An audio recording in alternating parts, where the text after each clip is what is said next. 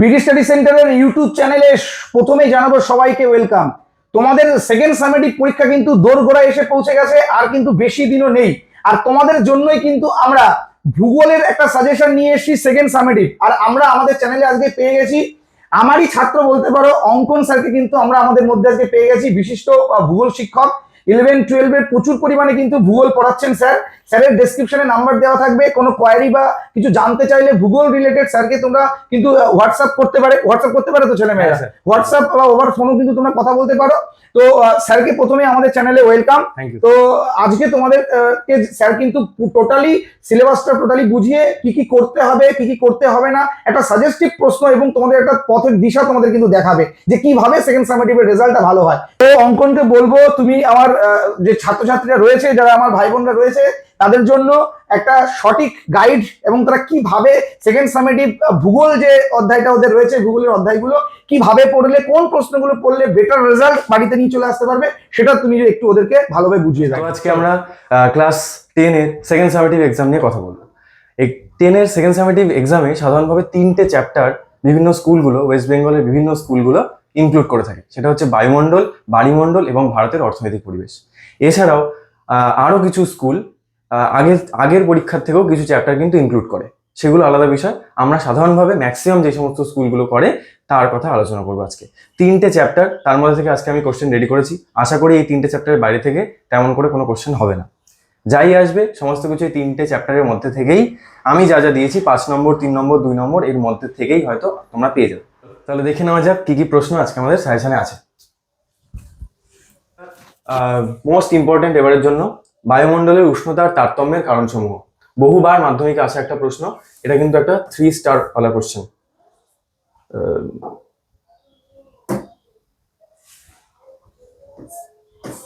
3 star ওয়ালা একটা question, এটা কিন্তু খুব জরুরি, দেখে যেতেই হবে। এর সাথে সাথে আছে পৃথিবীর নিয়ত বায়ুপ্রবাহের বিবরণ এবং উৎপত্তি এবং গতিপথ। বিবরণের থেকে বেশি জরুরি হচ্ছে উৎপত্তি এবং গতিপথ, খুব বেশি জরুরি। ঠিক আছে, তারপরের প্রশ্ন হিসেবে আছে উষ্ণতার তারতম্যের ভিত্তিতে বায়ুমণ্ডলের স্তর বিন্যাস। বায়ুমণ্ডলে আমরা জানি প্রধান 5টা স্তর আছে, যেগুলো স্ট্র্যাটোস্ফিয়ার, ট্রোপোস্ফিয়ার, এগুলো সমস্ত কিছু আছে, তোমরা সবাই খুব ভালো মতন জানো। এই কোশ্চেনটা আরো একভাবে দিতে পারে, সেটা হচ্ছে বায়ুমণ্ডলের প্রধান 2টি স্তর হিসেবে ট্রোপোস্ফিয়ার এবং স্ট্র্যাটোস্ফিয়ার, এই দুটো স্তরের তোমাকে বৈশিষ্ট্য চাইতে পারে বা বলতে পারে এই দুটো স্তর সম্পর্কে আলোচনা করো। তখন তোমাদের বিস্তার লিখতে হবে। তারপর আমরা দেখতে পাই ট্রোপোপজ, স্ট্র্যাটোপজ দেখতে পাই। এই সমস্ত বিষয়গুলো তোমাদের কিন্তু সুন্দরভাবে লিখে আসতে হয় পরীক্ষায়, যেন কোনো রকম যদি কেউ ছবি আঁকতে চাও তাহলে ছবি আঁকতে পারো, সেক্ষেত্রে খুব ভালো সেটা। আচ্ছা, তারপর আছে বিশ্বব্যাপী বিশ্ব উষ্ণায়নের কারণ এবং প্রভাব সম্পর্কে আলোচনা করো। আর একই কোশ্চেন, এই যে বিশ্ব উষ্ণায়নের প্রভাব বলে দেওয়া আছে, এই প্রভাবটাই সেম ভাবে এখানে লিখে দিলে হয়ে যাবে যে সুন্দরবনে বিশ্ব উষ্ণায়নের কি কি প্রভাব আছে। সুন্দরবনের বিশ্ব উষ্ণায়নের প্রভাব হিসেবে তোমরা লিখতে পারো প্রাকৃতিক কারণ হিসেবে একটা লিখতে পারো, যে জলতল ধীরে ধীরে বৃদ্ধি পাচ্ছে, যার কারণে সুন্দরবনের বেশিরভাগ কৃষি জমি ধীরে ধীরে জলমগ্ন হয়ে যাওয়ার কারণে খাদ্যশস্যের অভাব দেখা দিচ্ছে। এরকম করে তোমরা প্রাকৃতিক, অর্থনৈতিকভাবে ধীরে ধীরে লিখতে পারো। এছাড়াও আছে বিশ্ব উষ্ণায়নের কারণ প্রভাব, দুটোই করে যাবে, খুবই জরুরি। আচ্ছা, তারপরে আছে পৃথিবীর, এটা একটুখানি বলছি, পৃথিবীর বায়ুচাপ বলয়গুলির পরিচয় দাও এবং এদের সৃষ্টির কারণ সমূহ। এটাও কিন্তু মোস্ট ইম্পর্টেন্ট, এটাও কিন্তু পড়ে যেতে হবে, বাদ দিলে কিন্তু চলবে না।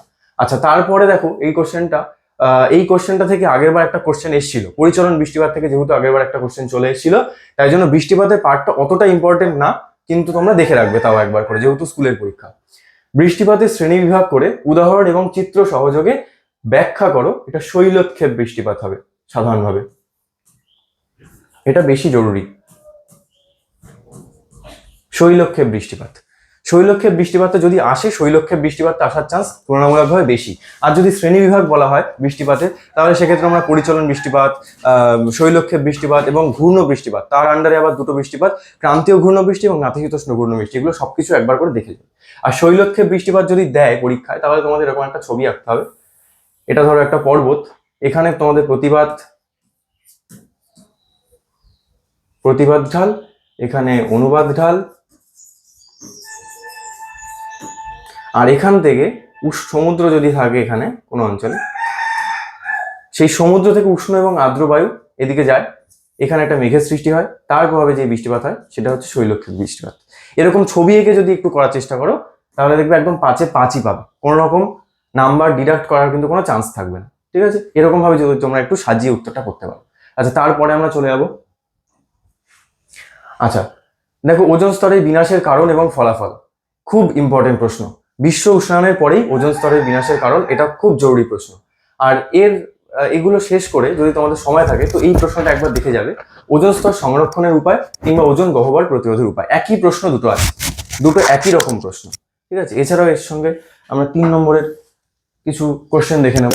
3 নম্বরের প্রথম প্রশ্ন, এই দুটো প্রশ্নই ভীষণ ভীষণ গুরুত্বপূর্ণ, তিনটেই দেখে রাখতে হবে, দুটোই দেখে রাখতে হবে।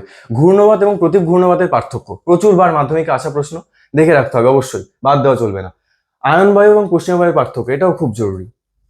এছাড়াও এল নিনো এবং লা নিনোর পার্থক্য, সমুদ্র বায়ু এবং স্থল বায়ুর পার্থক্য, খুব জরুরি। অ্যানাবেটিক এবং ক্যাটাবেটিক, মাধ্যমিকের জন্য জরুরি না হলেও স্কুলের জন্য কিন্তু খুব জরুরি প্রশ্ন, বাদ দেওয়া চলবে না। আচ্ছা, তারপর আছে নিরক্ষীয়, এটা কিন্তু পড়তেই হবে, এটাও 3 স্টার একটা কোশ্চেন। নিরক্ষীয় মৌসুমী এবং ভূমধ্যসাগরীয় জলবায়ুর প্রধান বৈশিষ্ট্যগুলো কি কি আছে, যদি বিস্তার চায় বিস্তার লিখে দেবে, বিস্তারের সঙ্গে সঙ্গে অবস্থান, এই সমস্ত কিছু নিয়ে তারপরে লিখে দেবে, বৈশিষ্ট্যগুলো লিখে দিতে হবে। জেড বায়ুর সংজ্ঞা সহ বৈশিষ্ট্য, জেড বায়ুর সংজ্ঞা প্রথমে দিয়ে তারপর তোমাদের বলা হতে পারে বৈশিষ্ট্য লেখো, তখন বৈশিষ্ট্য লেখার ক্ষেত্রে তোমরা গতিপথ, জেড বায়ুর গতি, বেগ, সমস্ত কিছু মিলিয়ে একটা মোটামুটি 5টা বৈশিষ্ট্য দিলেই এনাফ। আর এছাড়াও এই প্রশ্নটা একটু ঘুরিয়ে এভাবে আসতে পারে, মৌসুমী বায়ুর উপর জেড বায়ুর প্রভাব বা সম্পর্ক, মৌসুমী বায়ুর সঙ্গে জেড বায়ুর কি সম্পর্ক আছে সেটা তুমি ব্যাখ্যা করতে পারবে, যাতে এরকম ভাবে দেখে যাবে। তারপর নিরক্ষীয় অঞ্চলে সারা বছর পরিচলন বৃষ্টিপাত কেন সংঘটিত হয়, বা 4 o'clock রেইন কেন সারা বছর নিরক্ষীয় অঞ্চলে সংঘটিত হয় সেটা তোমাদের বলতে হতে পারে। আচ্ছা আচ্ছা, তারপর 2 নম্বরের প্রশ্ন হিসেবে, 2 নম্বরের প্রশ্ন কিন্তু যা দিয়েছি তার থেকে একটু বেশি দেখে রাখা ভালো। 2 নম্বরের প্রশ্ন যে কটা দিয়েছি সে কটা খুব জরুরি প্রশ্ন, তো সবই দেখে রাখবে। যেমন আছে এরোসল, এরোসল, এছাড়াও আছে বৈপরীত্য উত্তাপ, এখানে বোধহয় নেই। অ্যালবেডো, ফেরেলের সূত্র, ফেরেলের সূত্রটা বেশি জরুরি। অশ্ব অক্ষাংশ, এছাড়াও আইটিসিজেড, ইনসোলেশন, এইগুলো সবচেয়ে বেশি জরুরি, কিন্তু 2 নম্বরের প্রশ্ন যে কটা দিয়েছি প্রত্যেকটাই দেখে যাওয়ার চেষ্টা করবে। এছাড়াও আছে উষ্ণতা হ্রাসের স্বাভাবিক হার, জরুরি। বৈপরীত্য উত্তাপ তো ভীষণ ভীষণ পরিমাণে জরুরি। আর তারপর তাপের সমতা বা হিট বাজেট, সমষ্ণ রেখা কাকে বলে, চাপ, সমচাপ রেখা কাকে বলে, গ্রিন হাউস এফেক্ট আমরা বড় বড় কোশ্চেন এমনিতেই পড়বো, ঠিক আছে। ডোল ড্রামস, নিরক্ষীয় শান্ত বলয় কাকে বলা হয়, ঠিক আছে। এই সমস্ত 22 ভোল্টের সূত্র আর কোরিওলিস বলটা যদি চাও একবার দেখে নিও, খুব একটা জরুরি না এই পরীক্ষার জন্য, তো ভালো করে দেখে নিও। আচ্ছা, তারপরে আমরা চলে আসবো বাড়িমণ্ডল চ্যাপ্টারে। আচ্ছা, এখানে একটা কথা আছে, যদি বোর্ড প্রদত্ত নির্দেশিকা অনুসারে স্কুল প্রশ্ন করে তাহলে বাড়িমণ্ডল থেকে কিন্তু কোনো 5 নম্বরের প্রশ্ন থাকবে না, ঠিক আছে। বাড়িমণ্ডল থেকে কোনো 5 নম্বরের প্রশ্ন থাকবে না, শুধুমাত্র 3 এবং 2 নম্বরের প্রশ্ন থাকবে। তাও যদি কোনো স্কুলে কোশ্চেন করে সেক্ষেত্রে তোমরা দুটো মাত্র প্রশ্ন এখান থেকে দেওয়া আছে, সমুদ্র স্রোত সৃষ্টির কারণ এবং এর প্রভাব, কারণ প্রভাব দুটোই জরুরি, দুটোই পড়তে হবে। এছাড়াও চিত্র সহ জোয়ার ভাটা সৃষ্টির কারণ এবং ফলাফল, এই দুটো প্রশ্ন যদি একটু দেখে যেতে পারো তাহলেই এনাফ, আর লাগবে না। আচ্ছা, তারপর 3 নম্বরের বাড়িমণ্ডল চ্যাপ্টার থেকে যে সমস্ত কোশ্চেনগুলো আমি রেখেছি, দেখো সমুদ্র স্রোত এবং সমুদ্র তরঙ্গের মধ্যে পার্থক্য, খুব জরুরি প্রশ্ন, ভীষণ জরুরি। এখান থেকে যে কটা দেওয়া আছে প্রত্যেকটাই ভীষণ জরুরি। ভরা কোটাল এবং মরা কোটালের পার্থক্য কি, আর নিউ ফাউন্ডল্যান্ড উপকূলে ঘন কুয়াশা এবং ঝড়ঝঞ্ঝা সৃষ্টির কারণ কি সেটা আলোচনা করো। এটা তুলনামূলকভাবে একটু কম, যারা পড়তে চাও তারা এটা বাদ দিতে পারো, কিন্তু এটা কোনোভাবেই বাদ দেওয়া যাবে না। আচ্ছা, তারপরে আছে প্রতিদিন একই সময়ে জোয়ার ভাটা কেন হয় না, জোয়ার ভাটা প্রতিদিন একই সময়ে কেন সংঘটিত হয় না, বা দুটি মুখ্য জোয়ারের মধ্যে ব্যবধান কেন 24 ঘন্টা 52 মিনিট হয়ে থাকে, সেটা তোমার ব্যাখ্যা করতে হবে, 3 নম্বরের জন্য আসতে পারে। আচ্ছা, তারপরে এটাও খুব জরুরি প্রশ্ন, ভীষণ জরুরি প্রশ্ন, ম্যাক্সিমাম স্কুল এটাই দেবে। মুখ্য জোয়ার এবং গৌণ জোয়ারের পার্থক্য কি আছে, মুখ্য জোয়ার কাকে বলে সংজ্ঞা লিখবে, গৌণ জোয়ার কাকে বলে সংজ্ঞা লিখবে, তাদের মধ্যে মিনিমাম 3 নম্বরের জন্য তো তোমাদের আসে পার্থক্য, তো মিনিমাম 5টা পয়েন্ট যদি দেওয়া যায় সংজ্ঞা সহ তাহলে ভালো হয়, ফুল নাম্বারটা পাওয়া যাবে। আচ্ছা, তারপর 2 নম্বরের প্রশ্ন একদম কম দেওয়া আছে, ভীষণই কম পরিমাণে প্রশ্ন দেওয়া আছে। বান ডাকা কি জিনিস, মগ্নচড়া কি, সারাসারি বান কাকে বলে, হিমশৈল এবং হিম প্রাচীর কি জিনিস, অ্যাপোজি পেরিজি জোয়ার কি, এখানে লেখা হয়নি জোয়ার, অ্যাপোজি পেরিজি জোয়ার কি, শৈবাল সাগর ভীষণ জরুরি, সিজিগি কি জিনিস, এগুলো পড়তেই হবে। হিমশৈল হিমপ্রাচীর ছোটবেলা থেকে আমরা পড়ে আসছি, আমরা জানি হিমশৈল হিমপ্রাচীর কি জিনিস। মগ্নচড়া ভালো করে পড়তে হবে, এগুলো পড়ে গেলেই কিন্তু আশা করা যাচ্ছে এখান থেকে কমন হয়তো পেয়ে যাবে। আর এছাড়াও 2 নম্বরের প্রশ্নের ক্ষেত্রে আমি বারবার যেটা বলছি, তোমরা নিজে থেকে একটু বেশি দেখার চেষ্টা করবে, একটু তুলনামূলকভাবে বেশি দেখে যাওয়ার চেষ্টা করবে। আচ্ছা, তারপর আমরা নেক্সট চ্যাপ্টারে চলে যাই, ভারতের অর্থনৈতিক পরিবেশ। খুব ভালো একটা চ্যাপ্টার। এর আন্ডারে আমরা জানি 4টে সাব চ্যাপ্টার আছে বা উপবিভাগ আছে। ভারতের শিল্প, ভারতের কৃষিকাজ, ভারতের জনসংখ্যা এবং ভারতের পরিবহন যোগাযোগ ব্যবস্থা, এই 4টে মোট চ্যাপ্টার ভারতের অর্থনৈতিক পরিবেশের মধ্যে পড়ে। তাই স্বাভাবিকভাবেই বহু প্রশ্ন এখান থেকে দেওয়া যেতে পারে, কিন্তু আমি একদম সিলেক্টেড কিছু প্রশ্ন, 5-6টা প্রশ্ন তোমাদের জন্য রেখেছি। প্রথম প্রশ্ন, মাধ্যমিক এবং স্কুলের পরীক্ষা, যাই পরীক্ষা বলো না কেন, এখান থেকে একটা প্রশ্ন থাকেই, প্রত্যেক বছর থাকে। ধান, গম, কার্পাস, ইক্ষু এবং কফি চাষের অনুকূল ভৌগোলিক পরিবেশ আলোচনা করো। এখানে চাটা তোমাদের পড়ার প্রয়োজন নেই, কারণ আগের বার চা চলে এসেছে অলরেডি, কোশ্চেন রিপিট হয় না যেহেতু, চা পড়ার প্রয়োজন নেই। এর মধ্যে সবচেয়ে জরুরি যেগুলো আছে সেটা হচ্ছে গম। যারা একটু কম পড়তে চাও, আমি বলবো সবকটাই পড়ে যাও, মাত্র 5টা আছে, একই ধাঁচে লিখতে হবে, তো 5টাই পড়ে যাওয়া ভালো।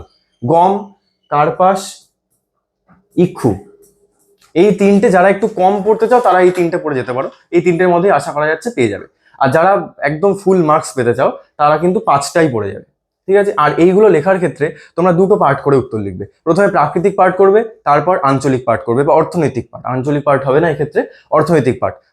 প্রাকৃতিক কি কি জিনিসের কারণে ধান চাষ বা গম চাষটা ভালো করা যেতে পারে, কি কি অনুকূল পরিবেশ দরকার আছে সেগুলো লিখতে হবে। আর অর্থনীতিকে কি আছে, যেমন মূলধনের যোগান, ঠিক আছে, তারপর হচ্ছে বন্দরের নৈকট্য, কিছু কিছু ক্ষেত্রে হয়তো আছে শ্রমিক শ্রেণীর প্রয়োজনীয়তা, এই সমস্তগুলো একটু ভালো করে লিখতে হবে। আর যারা ফুল মার্কস পেতে চাও তারা এই সমস্ত কোশ্চেনগুলো লেখার পরে, পুরোটা ব্যাখ্যা করার পরে, এইভাবে ভারতের একটা ছোট্ট করে ছবি এঁকে দেবে।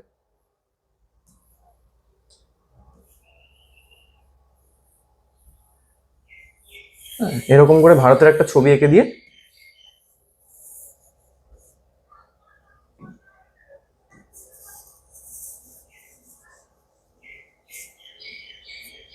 এরকম ভারতের একটা ছবি এঁকে দিয়ে হয়তো বললো ধান চাষের প্রাকৃতিক পরিবেশ, তখন ধান চাষের যে সমস্ত এরিয়াগুলো, এখানটা একটুখানি ইয়ে হয়ে গেছে, ধান চাষের যে সমস্ত এরিয়াগুলো আছে, যেমন এই সমস্ত জায়গাগুলোতে ধান চাষ অধিক পরিমাণে হয়, তখন এই জায়গাটা তুমি এরকম ভাবে লিখতে পারো যে ধান চাষ আধিক্যপূর্ণ এলাকা, ঠিক আছে। এরকম ভাবে যদি করতে পারো, একদম 5-এ 5 দেবে, কোনো রকম নাম্বার ডিডাক্ট হওয়ার কোনো চান্স থাকবে না। আর এটা যদি না আসে কোনো কারণে, তাহলে এটা আসবে, এটা কিংবা এর পরে একটা দেওয়া আছে ওটা। ভারতের পশ্চিমাঞ্চলে কার্পাস বয়ন শিল্পের উন্নতির কারণ কি কি আছে, এগুলো ভীষণ গুরুত্বপূর্ণ প্রশ্ন, ভীষণ, একটাও ছাড়া যাবে না এখান থেকে। এই 2টো প্রশ্নই একদম 3 স্টার মার্ক কোশ্চেন। আর যদি এই 2টোর মধ্যে থেকে একটা মিস করে, যদি এই 2টোই না আসে, তাহলে সেক্ষেত্রে আসবে আমাদের এই প্রশ্নটা, পশ্চিম ভারতে পেট্রোরসায়ন শিল্পের উন্নতির কি কি কারণ আছে। 3টে প্রশ্নের মধ্যে থেকে একটা কিন্তু তোমরা আশা করছি দেখতে পাবে পরীক্ষায় গেলে, খুব জরুরি প্রশ্ন। আর এছাড়া যদি কোশ্চেন এখান থেকে না হয়, দেখা গেল শিল্প থেকে হলো না বা কৃষি থেকে হলো না, যদি কোনো কারণে ভারতের জনসংখ্যা থেকে হয়, সেক্ষেত্রে ভারতের নগরায়নের প্রধান কারণ এবং সমস্যাগুলি আলোচনা করো, দুটোই হয়তো আসতে পারে, ঠিক আছে। এছাড়াও 3 নম্বরের জন্য যদি দেওয়া থাকে, তাহলে 3 নম্বরের জন্য এই প্রশ্নটা কিন্তু জরুরি। এছাড়াও আছে সড়কপথ এবং রেলপথের সুবিধা এবং গুরুত্ব। সুবিধা এবং গুরুত্ব কিন্তু একই জিনিস, প্রায় প্রায় একই রকম ভাবে লিখতে হবে, পয়েন্টসগুলো একই থাকবে, এটাও কিন্তু বেশ জরুরি প্রশ্ন। প্রত্যেকটা প্রশ্নই এখান থেকে, যে কটা খুব সিলেক্টেড কিছু প্রশ্ন দেওয়া আছে, সবকটাই পড়ে যাওয়া আমার পক্ষে ভালো হবে।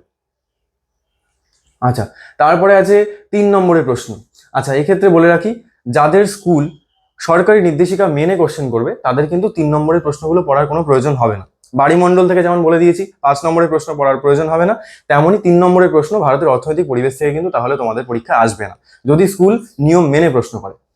আচ্ছা, যদি 3 নম্বরের প্রশ্ন দেয়, তাহলে সবার আগে তোমরা যেটা দেখতে পাবে, পরিবহন এবং যোগাযোগ ব্যবস্থার মধ্যে পার্থক্য নয়, বিশুদ্ধ অবিশুদ্ধ কাঁচামালের পার্থক্য, এই দুটোর মধ্যে একটা দেখতে পাবেই, এতই জরুরি। এছাড়া যদি না থাকে কোনো কারণে, দুর্গাপুরকে ভারতের রুড় কেন বলা হয় এবং আহমেদাবাদকে ভারতের ম্যানচেস্টার কেন বলা হয়, ভীষণ ভীষণ গুরুত্বপূর্ণ দুটো প্রশ্ন থাকবেই।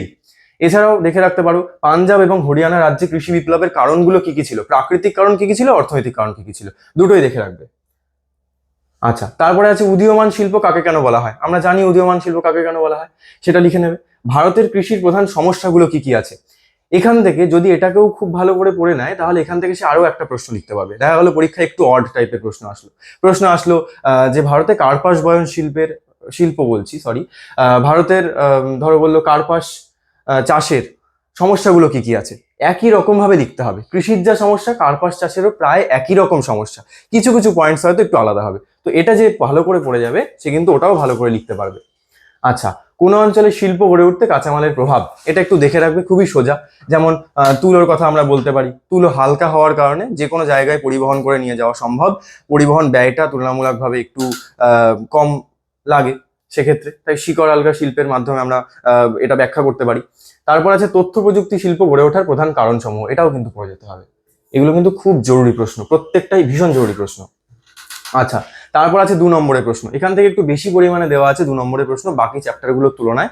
এবার যেহেতু 4টে চ্যাপ্টার তোমাদের পড়তে হবে, এখানে 4টে উপবিভাগ আছে আমি বলেছিলাম, তো 4টে থেকে তুলনামূলকভাবে অনেক কম কোশ্চেনই দেওয়া আছে, প্রত্যেকটাই পড়ে যাওয়ার চেষ্টা করবে। শিকড় আলগা শিল্প বা ফুটলুজ ইন্ডাস্ট্রি কাকে বলে? ফুটলুজ ইন্ডাস্ট্রি কাকে বলে? অনুসারী শিল্প কাকে বলে? অনুসারী শিল্প প্রধান একটা শিল্প অঞ্চলের পাশাপাশি যে সমস্ত ক্ষুদ্র ক্ষুদ্র ছোট ছোট অঞ্চলগুলো শিল্প কেন্দ্র গড়ে ওঠে সেগুলোকে বলা হয় অনুসারী শিল্প। আউটসোর্সিং পড়বে। বাণিজ্যিক ফসল এবং বাণিজ্যিক কৃষি কাকে বলে? জীবিকা সত্তা ভিত্তিক, জীবিকা সত্তা ভিত্তিক কৃষি কাকে বলে? সকল শিল্পে মেরুদণ্ড লৌহ ইস্পাত শিল্পকে কেন বলা হয়? এরকম আসতে পারে। এছাড়াও আছে উত্তর দক্ষিণ করিডোর, সোনালী এবং হীরক চতুর্ভুজ, শিপিং লাইন, শিপিং লেন, দুটোই জরুরি। ধারণযোগ্য উন্নয়ন বা সাস্টেনেবল ডেভেলপমেন্ট কাকে বলা হয়? কাকে কেন আধুনিক শিল্প দানব বলা হয়? কোন শিল্পকে কেন আধুনিক শিল্প দানব বলা হয়? পেট্রো রসায়ন শিল্পকে বা তৈল রসায়ন শিল্পকে কেন বলা হয়, এরকম ভাবে চাইতে পারে। কৃষি বনসৃজন এবং সামাজিক বনসৃজন কাকে বলে, এটাও আসতে পারে। এছাড়াও লাস্ট 3টে কোশ্চেন, পোতাশ্রয় কি, পুনর্রপ্তানি বন্দর কি, দুটোই। ভারতের সিলিকন ভ্যালু বেঙ্গালুরুকে বলা হয় আমরা জানি প্রত্যেকে, কেন বলা হয় সেটা আসতে পারে। এবং ভারী ইঞ্জিনিয়ারিং শিল্প কি? এই কয়েকটা কোশ্চেন যদি তোমরা খুব ভালো করে রেডি করে যেতে পারো, তাহলে এটা বলা যায় যে তোমরা সেকেন্ড সামেটিভ পরীক্ষায় 100% লিখে আসতে পারবে। এটুকু বলতে পারি যে লিখে আসতে পারবে পুরোপুরি ভাবে। আর এমনও হতে পারে যে হয়তো 100% প্রশ্ন হয়তো তোমাদের হুবহু এখান থেকেও চলে আসতে পারে। তো তোমরা তো এতক্ষণ দেখেই নিলে স্যারের দেওয়া যে প্রশ্নগুলো, স্যার যেগুলোকে ভালোর নিরিখে খুব এগিয়ে রেখেছে, 3 স্টার 5 স্টার মার্ক যে কোয়েশ্চেন গুলো, তো তোমরা এই প্রশ্নগুলো সেকেন্ড সামেটিভের জন্য বেশি বেশি করে পড়ো, বেশি বেশি করে প্র্যাকটিস করো। আর স্যার যেভাবে বললেন ছবি আঁকার ব্যাপারটা, সেই ছবি আঁকাটাও তোমরা কিন্তু করো। আঁকা লেখা এক জায়গায় হলে নাম্বার কাটার জায়গা থাকে না। তো তোমরা যদি মনে করো যে স্যারের আরো ক্লাস তোমাদের দরকার বা কোনো স্পেসিফিক চ্যাপ্টারের জন্য স্যার আসবেন আমাদের চ্যানেলে, স্যার আসবেন বলছি সম্মানের জন্য, কিন্তু আসবে, স্যার আসবে আমাদের চ্যানেলে তোমাদেরকে বোঝানোর জন্য, সেটা আমি তোমাদেরকে গ্যারান্টি দিতেই পারি। স্যারকে যখন যেমন আমি ডাকবো স্যার তখন ঠিক আমাদের চ্যানেলে চলে আসবে। স্যারও কিন্তু ব্যস্ততার মধ্যে দিয়ে থাকে, স্যারের নিজেরও পড়াশোনা এখনো চলছে। এই প্রসঙ্গে একটু বলে রাখি, স্যার অলরেডি মাধ্যমিকে কিন্তু 99/100 জিওগ্রাফিতে, এমনকি আনফরচুনেটলি উচ্চ মাধ্যমিকেও 99/100। তো তার জন্য স্যারের যে কথাগুলো সেগুলো আমাদের কাছে খুবই ইম্পর্টেন্ট। তো ও আমারই স্টুডেন্ট, এটা আমার গর্ব যে ওদের তোমাদের সামনে ওকে আমি তুলে ধরছি, এটাই আমার সব থেকে ভালো লাগছে। তো তোমাদের কেমন লাগলো ভিডিওটা, কতগুলো প্রশ্ন তোমরা কমপ্লিট করেছো, কোনো প্রশ্নের সমস্যা আছে কিনা ইমিডিয়েট আমাদের কমেন্ট সেকশনে জানাও। আর তোমরা যদি এই যে স্যার যা যা বললেন তার যদি পিডিএফ বা উত্তর কোনো কিছু পেতে চাও, ডেসক্রিপশনে আমাদের হোয়াটসঅ্যাপ গ্রুপ লিংক দেওয়া থাকবে, সেখানে ক্লিক করে তোমরা আমাদের সাথে জয়েন হয়ে ফ্যামিলি মেম্বার হয়ে যাও। সেখানে আমরা প্রতিনিয়ত কিন্তু মাধ্যমিক 2027 কে সামনে রেখে স্টাডি মেটেরিয়ালস প্রোভাইড করছি। তো ভালো থেকো সবাই, আর দেখা হচ্ছে নতুন ভিডিওতে। ততক্ষণ পড়তে হবে, বুঝতে হবে, শিখতে হবে, রেজাল্ট তোমার কাছে হামাগুড়ি দিতেই চলে আসবে। টেক কেয়ার, ভালো থেকো সবাই। Thank you sir. Thank you.